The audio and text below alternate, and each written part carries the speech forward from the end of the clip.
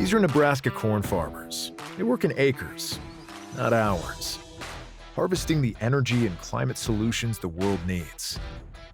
We are proud to stand with you. The success of tomorrow's soy industry depends on the actions we take today. The future is here, and the time to move is now. Market Journal Television for Agricultural Business Decisions is a presentation of the University of Nebraska-Lincoln's Institute of Agriculture and Natural Resources in partnership with the Nebraska Rural Radio Association.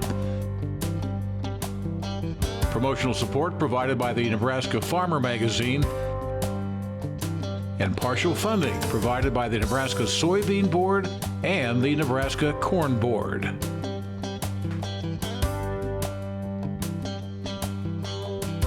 Well, hi everyone, I'm Bryce Duskett, and thank you very much for joining us today on Market Journal. Coming up on today's show, important Dicamba regulations that you need to know about before the 2025 growing season. Eric Hunt is ready to bring us his weekly weather forecasts. Plus, Heather Ramsey from the ARC Group will be joining us to break down the current trends she's seeing in both the corn and soybean markets. We'll also be hearing about one company's mission to promote conservation practices when it comes to agriculture. All of that is straight ahead on today's show, but let's begin here. We've got a couple of events we want to highlight for you. First up, the Eastern Nebraska Corn and Soybean Expo is happening next week on January 23rd in Fremont, Nebraska. This event combines the Fremont Corn Expo with the Nebraska Soybean Day and Machinery Expo into one event focused on both crops. During your time there, you can learn from a variety of speakers and vendors about important topics as we gear up for another growing season. It's a good program just to come get some, where we're at, what's going to be some things that we should look at for 2025. We're going to touch on some precision ag, some disease management, kind of a market outlook, and then also some updates on TAPS and on-farm research. So we've got a variety of speakers. So we've got Tamara Jackson Zims talking about corn diseases. We saw, some tar spot keep continuing to creep into the state. So what are we looking at there? We've got Joe Luck talking about precision ag. There's some updates to some fertilizer recommendations. Also have a grower panel. So going to share what they've learned from participating in TAPS, which is our Testing Ag Performance Solutions. So just trying to share, what have they seen, what have they learned from competing in that competition. So variety of speakers, a variety of vendors to visit, and also have commodity groups there, so both corn and soybean groups will be there. So it's always a good opportunity to kind of touch base with them. The other thing, we have a free breakfast sponsored by the Fremont Chamber, so we have the waffle men providing waffles. Also have complimentary lunch. Kind of a good opportunity, hear some talks, talk to some people you might be doing some business with, get a free meal out of it as well. To review, the Eastern Nebraska Corn and Soybean Expo will be held Thursday, January 23rd from 8 a.m. to 3 p.m. in Fremont, Nebraska. If you're interested in more information on this event, you can reach out directly to the organizers. We'll post all their information over online at marketjournal.unl.edu. Now for cattle producers in Nebraska, Extension's annual Summer Stocker and Yearling Tour has been successful, and so to that point, they're bringing a winter edition. This one will be taking place near Lexington, Nebraska, and the date is January 29th. Attendees of the event will have the opportunity to engage with several guest speakers who will be discussing a wide range of topics from animal nutrition to implant strategies for calves. Yeah, so the Winter Stocker Tour is basically a continuation of a program we've done the last 3 years where we've had a summer program primarily focused on grazing stocker yearling cattle in the summer. But we know for a lot of Nebraskans, receiving calves in the fall, growing those calves on crop residue or cover crops, in some cases putting them in a dry lot or in a feed yard and growing them in that way is another component of the program for them. And so I think there's been some changes to the implant programs in terms of what implants can be used and just some different requirements now than there have been in the past. And so we'll just be discussing that, reviewing that, especially when you think about a stocker yearling program for folks receiving those calves, having those on their place for a while, maybe retaining ownership. What's a different implant regime, or what's a strategy to utilize with that? Just to make sure that you're using what's in compliance, but also what the best strategy to maximize performance and return from those implants. So this winter, we're going to be focused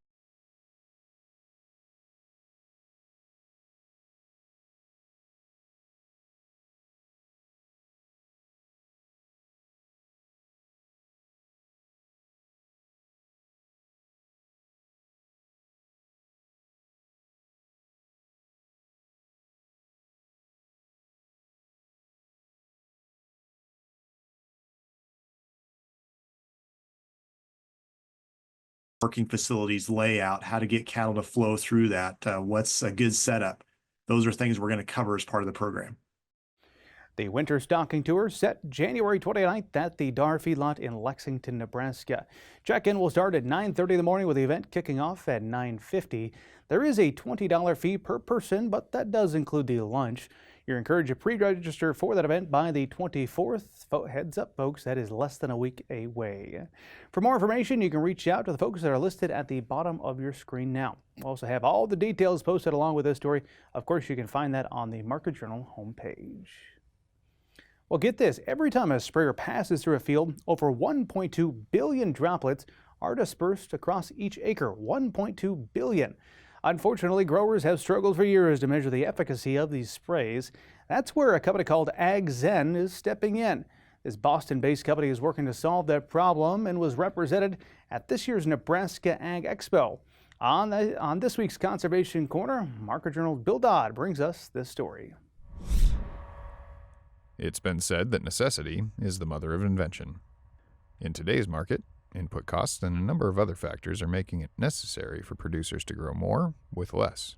One company called Ag Zen is aiming to revolutionize farming practices by providing real-time insights into droplet behavior. This is an idea that stems from childhood experience for Ag Zen CEO Vishnu Jayaprakash. Oh yeah, I actually grew up on a 11-acre farm in southern India. My family grows rice and mangoes, and I used to have a backpack sprayer and spray crops when I was younger. Hated it. It was kind of the worst job on the farm. And then fast forward a decade and a half, I got to grad school, and I wanted to work on a problem to have an impact to help farmers. Found a lab that was working on optimizing spraying, worked on it for about 6.5 years, and Ag Zen was a result of that. And so we spun the company out, and we're trying to make spraying and input application on farms more efficient. We're removing the blindfold that the entire ag inputs industry has had for about 80 years. So anytime a sprayer goes out onto a field, that sprayer is making more than 1 billion droplets over that acre, but no one knows how many of these droplets are actually getting on the weeds or actually getting on the crop. Our first flagship product, which was launched last year, allows growers to measure and control the number of droplets on every leaf. And it's the first product of its kind. No one else actually measures droplets on leaves and allows growers to control it. And by doing this, what we found is we can help growers save 30 to 50% on their chemical costs while getting better pest control, better yields, better weed control, because we're uncovering efficiencies that people have known about for a long time but haven't been able to do anything about. And so our system pays for itself within a year if you're spraying 5,000 acres. So 5,000 acre grower of soybeans roughly spends about $300,000 in chemical costs. Our system in the very first year can save a grower $100,000 on their chemicals while getting better pest control, better weed control, and yields. The system is priced so that they can pay for it within a year. And then every year beyond that, they're getting better with their input applications. They're understanding more. They're getting better weed control and preventing longer term issues as well. And it doesn't stop on the field. The data that we're getting can help everyone in the ag inputs industry. From the chemical companies, we're helping them make better chemicals. The OEMs, we're helping them make better sprayers. Regulators, we're helping them track where these chemicals are going in a more efficient manner. And going away from gallons per acre that you can't track and going towards microliters per leaf that you can. As it becomes more and more challenging for producers to navigate agriculture's evolving landscape, Ag Zen's goal is to offer practical solutions that meet growers' ever-changing needs, ensuring efficiency, profitability, and accessibility in farming's future. Reporting for Market Journal, I'm Bill Dodd. Okay, thank you very much for that information, Bill. Now, if you'd like to learn more about some of the ways that Ag Zen could benefit your operation, you can find out all the information about them by visiting agzen.com. It is now time to get our focus over on the markets, and joining the broadcast this week was Heather Ramsey. She, of course, is with the ARC Group. Here's our conversation that took place on Wednesday afternoon. Some farmers a little bit happier with the prices we've had since kind of the first part of January. A lot of it, I suppose, can be tied to a USDA report that came out. Let's talk about we can talk about the merits of USDA reports, right, wrong, or otherwise. The numbers there, markets reacted. What was most important to walk away from those reports? I think there was two things that really stood out to me on that USDA report. One of them was the reduction in both the corn and the soybean yield for 2024 crops. I know the market was expecting a decrease to corn.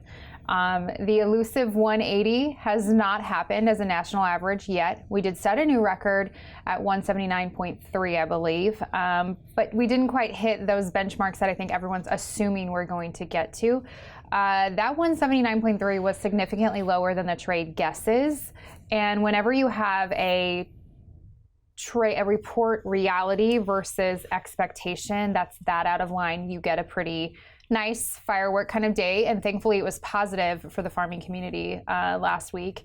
Soybeans was a reduction as well. I don't think anyone was looking for a big change in soybeans. We didn't get a huge change. So corn was really kind of the catalyst there.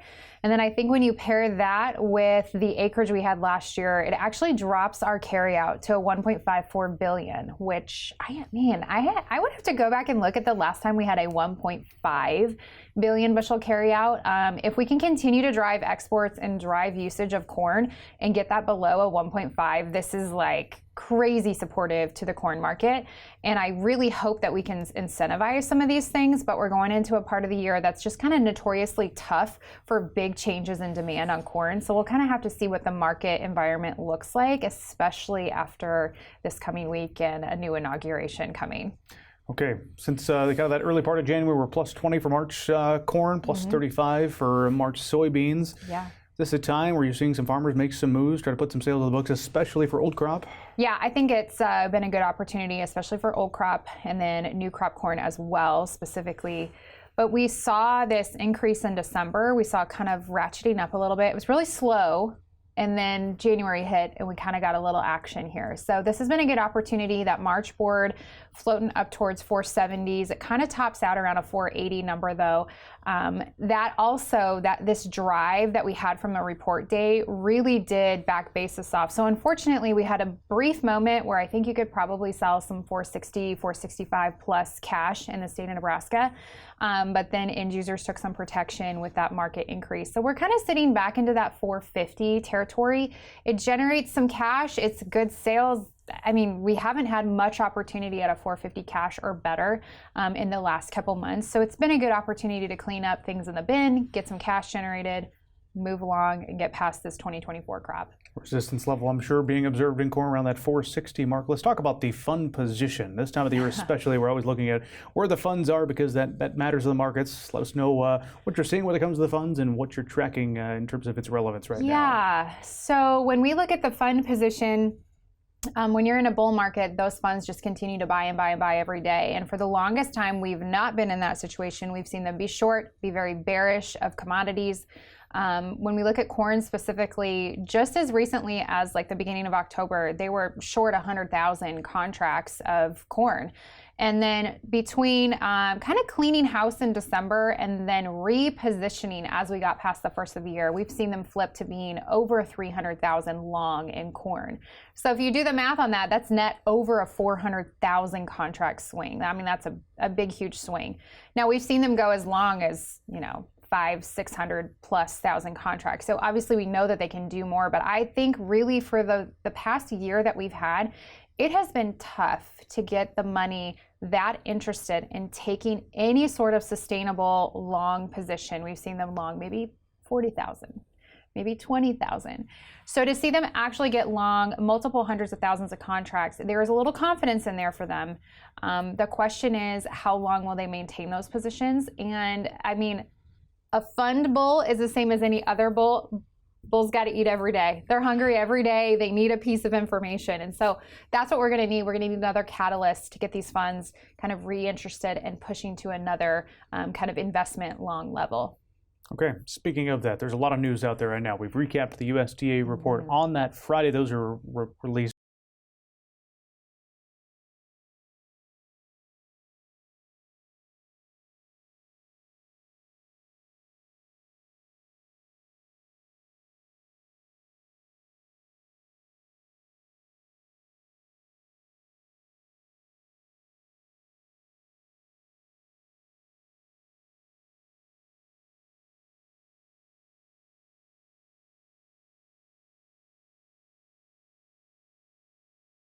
And we get that to come to fruition.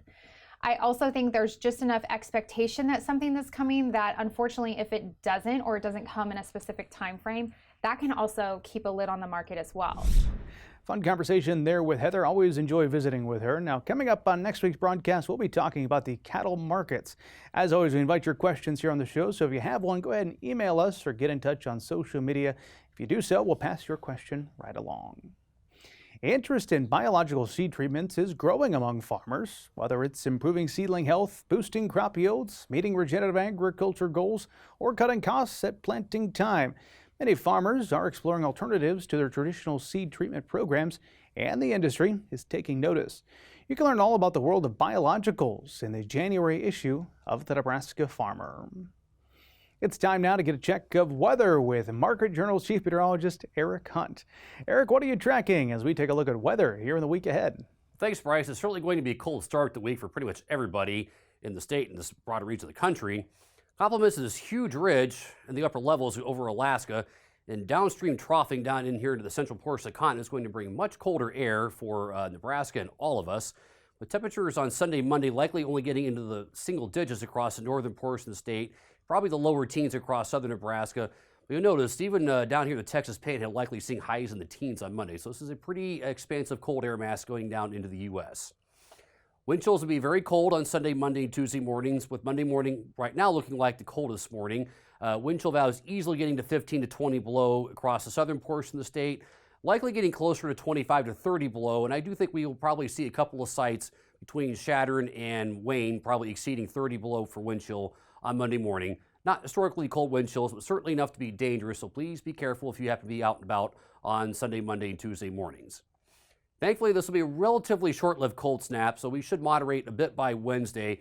And I think by Thursday, maybe Friday, we should see temperatures getting back above freezing for pretty much the entire state, maybe even getting some 40s in here. So we'll get a nice round of mild Pacific air coming in to end the week, or at least end the work week. In terms of precipitation, going to be a very dry week across most state again. There will be a very slight chance of maybe getting a sprinkle or snow flurry Wednesday night and Thursday. For the most part, though, most of next week should be pretty dry. But as we head toward next weekend and probably early the week after, I do think we're going to start seeing a chance for increased chances of precipitation, including mostly just all snowfall out here across the western portion of Nebraska. So the CPC does show above average precipitation favored. And I do think as we get into the eastern portion of the state and further east that we will maybe start seeing chances for more snowfall the week after this one.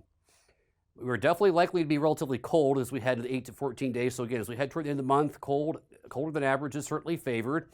And I think there is a possibility it could be very, very cold. Now again, what I'm showing you here is almost 2 weeks out, so this is not gospel yet. But if something like this were to verify, we would have some very, very cold air coming back into the northwestern and central United States as we head toward the end of the month. And if this happens to be tied in with the polar vortex, we could see temperatures that are even colder than what we're expecting early this next week. Not a guarantee, but something to watch out for. In terms of snowfall recently, we just had a little bit of snowfall the other night across portions of northeastern Nebraska, but most states has not seen any snow here in the last several days. And a lot of us have really not seen much snowfall at all so far this season, with pretty much the entire state running less than 50% of normal, and some places across the state are running less than 10% of normal. That is not helping the drought situation, as we still have a good portion of the state in drought. We are seeing the conditions deteriorate here across portions of the southern panhandle and southwestern Nebraska, where we had one of our driest Decembers on record, and some places in southwestern Nebraska really have not seen any meaningful precipitation for over 2 months. 2024 was overall not a terrible year for the state in terms of precipitation overall, but this doesn't necessarily show the whole story. We were about driest on record across portions of western Nebraska. And we were very, very warm across the entire country. Second warmest on record for Nebraska, warmest ever in the United States. And it was the warmest ever around the entire globe. Thanks, and back to you, Bryce. Thanks for that update, Eric. Finally today, soybean producers will be without one of their tools in their toolbox for this growing season.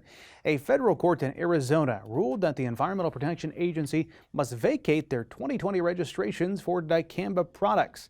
On this week's Crop Talk, we sat down with Libby Walsh from the Nebraska Department of Agriculture to learn how this could impact your operation. Today on Crop Talk, we're discussing Dicamba. Joining us in the studio is Libby Walsh. She is the Nebraska Department of Agriculture Pesticide Program Manager. Thank you very much for joining us. And we've got some news to talk about because what is the current status of RUP Dicamba products? Hi, Bryce. So last winter, the federal court in Arizona vacated the current registrations of 3 RUP Dicamba products, Tavium, Ingenia, and Extendamax. That means that they are no longer registered products and available for use.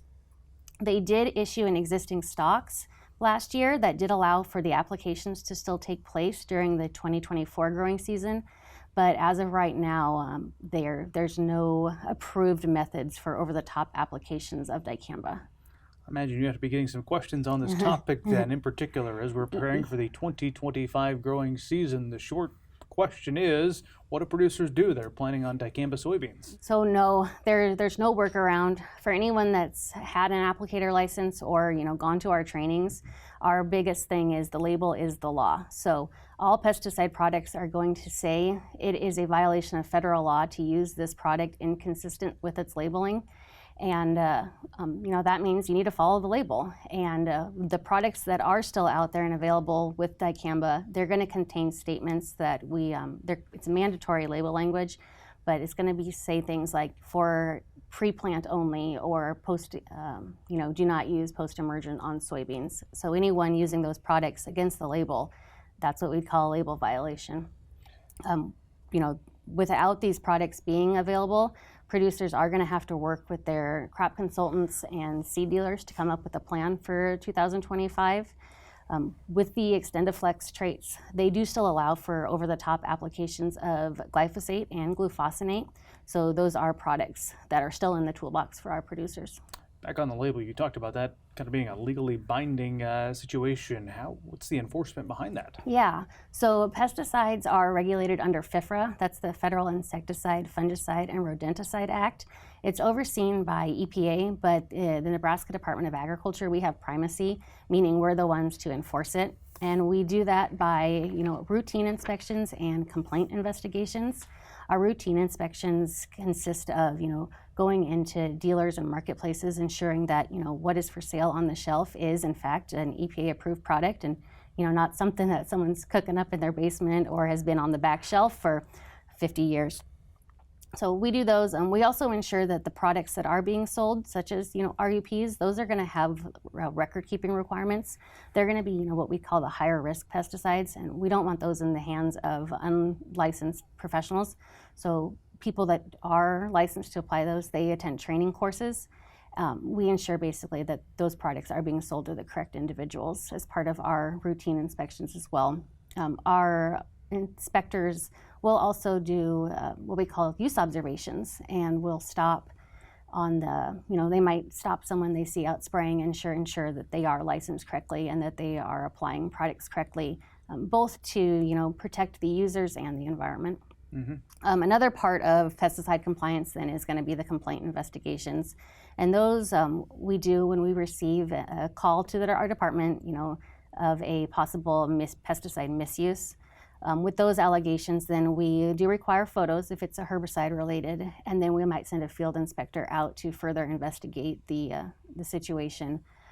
If it is deemed a possible misuse, we'll look at weather records. We take tissue samples, statements, product labels. We then compile those all into a report and compare it back with the label, because like I said before, the label's the law. Everything goes back to the label. So with those records, if there was determined to be a violation, whether that's wind speed or rate or site, then we'll assign violations based off that. What I'm hearing from you, doesn't really matter if producers like it or not. This is what the reality is here in 2025. But I guess I'm curious your thoughts as somebody who has seen this for several years now with the position you're in. What can we expect for a timeline perhaps on dicamba?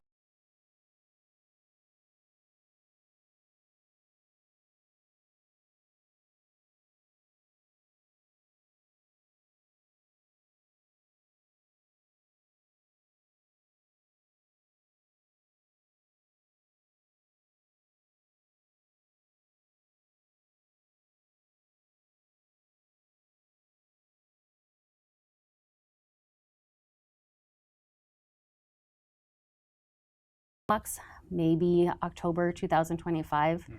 There's also been, word, it was a recent DTN article that due to funding, it might take EPA a little bit longer to push that out as well. So at this point, sounds like we need to be advising producers plan without it, but something could change and people can stay up to date by contacting the Nebraska Department of Agriculture, correct? That's correct. As of right now, I'd go ahead and expect there to be no over-the-top dicamba for this year. But you can definitely, contact us if you have any questions. Our direct line's 402-471-2351. You can also sign up for updates directly from EPA on their website, and we do have a newsletter we push out too. So we encourage everyone to sign up for that as well. Now, for additional information on this topic, you're encouraged to reach out directly to the Nebraska Department of Agriculture. And don't forget, your local Nebraska Extension office is always ready and available to field your questions as well. Now, before we conclude today's show, I wanted to take a second to let you know some news that came out this week regarding university leadership. Mike Boehm has served as the Harlan Vice Chancellor for the Institute of Agriculture and Natural Resources here at the University of Nebraska-Lincoln. And as the Vice President for Agriculture for the whole University of Nebraska system, he's held those roles since 2017. Now, he is going to be stepping down from his leadership role after the spring semester. UNL Chancellor Rodney Bennett praised Mike's leadership during what he called a transformation period for both the university and the agriculture industry in Nebraska. As we look ahead, Tiffany Hangmoss, the current Dean of Kasner, she'll be assuming the role of Interim Vice Chancellor for IANR. We'll be sitting down, I'm sure, with Mike here in a future episode to reflect on his time leading IANR, but wanted to make sure you're aware of that news that came out this week. That is going to do it for this week's broadcast. We do hope to see you right here next time. But until then, I'm Bryce Duskett, wishing you a safe and productive week. Join Market Journal online at marketjournal.unl.edu. You can also follow us on Twitter, Instagram, and Facebook. Promotional support is provided by the Nebraska Farmer Magazine. Market Journal is produced by the University of Nebraska-Lincoln's Institute of Agriculture and Natural Resources.